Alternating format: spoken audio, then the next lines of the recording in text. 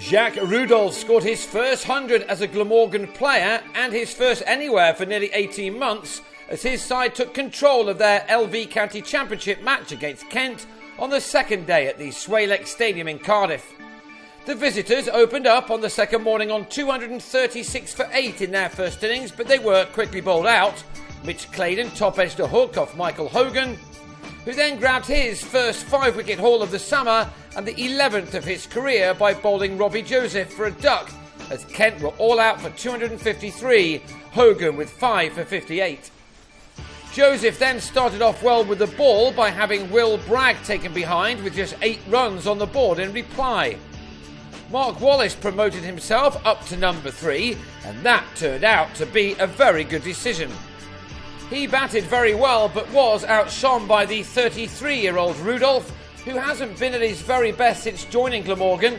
The South African, who has 48 Test caps, scored plenty of runs in his 5 years at Yorkshire, but unless playing against Leicestershire, this year has been a little disappointing. But class will out, and this very talented left-hander proved that adage with some terrific stroke play as he took his side to 61 for 1 at lunch, the morning certainly belonging to the home side. The afternoon session belonged fully to the 2 batsmen, and by the time tea arrived, the deficit stood at only 64 runs with just 1 wicket down. Wallace produced his best innings of the summer to date, playing some delicious shots along the way. Rudolph was first to his half-century, the 4th time he's got that far this season, his other 3 all coming against Leicestershire. This one was reached with a 3 off Claydon, which took the South African to his 50 off 100 balls, an innings including 8 fours. With the pitch appearing to be flatter than most in Cardiff this season, he'd batted sensibly to put his side on top, even though at this stage there was still a way to go to get ahead. Wallace also got to his 50, his 3rd of the campaign, off the very next ball. The Glamorgan captain had required 79 deliveries for his, from which he'd found the rope on 5 occasions. It was all going along rather nicely for the Welshman. The partnership between these 2 left-handers was now into 3 figures, and unlike in the Kent innings, they weren't about to let a promising start slip. Perhaps there wasn't as much variation in the Kent attack, one which was missing the injured Doug Bollinger, who would have offered something a little different. Both batsmen played well, of course, not offering even a semblance of a chance to their opponents, who knew by now that they were in for the long haul in the field. At tea, the score read 189 for 1, with both men in the 80s. But the break did Wallace no favours, as to the second ball of the evening session, he nicked a drive off Adam Riley behind to go for a season's best 82. He put on 181 runs for the second wicket with Rudolph, who soon completed his 100, the 47th of his first-class career, a career which had now seen him score more than 17,000 runs, a figure he passed in this innings. He needed 165 balls for his latest 3-figure score, and from those he'd hit 16 fours. It was his first-class 100 since March 2012.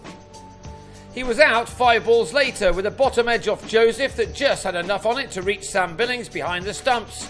Rudolph left on 103, made out of his side's 215 for 3. Before another run had been added, Ben Wright gloved a sweep off Riley to give Billings another reason to celebrate. Wright was on his way for 13. So now it was all about getting ahead and then building as big a lead as possible before the close. That job was left to Chris Cook and Jim Allenby, who both batted positively, knowing the importance of putting the pedal to the metal against a tiring Kent attack. The situation was ideal for Allenby, a man who likes to play his shots. He lifted Riley over the top for a 6, the ball after he'd got off the mark with a 4.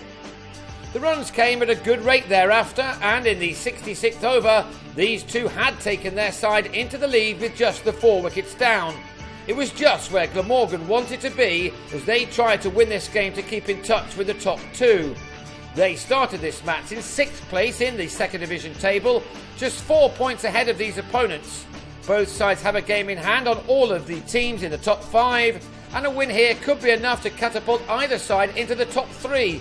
Already, even as early as the second day, that was looking unlikely for Kent. Allenby was playing his role perfectly, and a second maximum off Riley took him quickly into the 40s. His 50 arrived off only 55 deliveries, and he got there courtesy of his 6-4 to go with his pair of maximums. With the second new ball approaching, he'd wasted no time at all in taking his side into the 300s for a third batting bonus point. Cook sped up before stumps were drawn as well, and he became the fourth Glamorgan batsman of 6 to raise his bat for a half-century, which was compiled off 88 deliveries. That was his 6-4. His partnership with Allenby was another to reach 3 figures. At the close, these two had added 122 runs in 25 overs for the 5th wicket, a stand which has given their side control of this contest.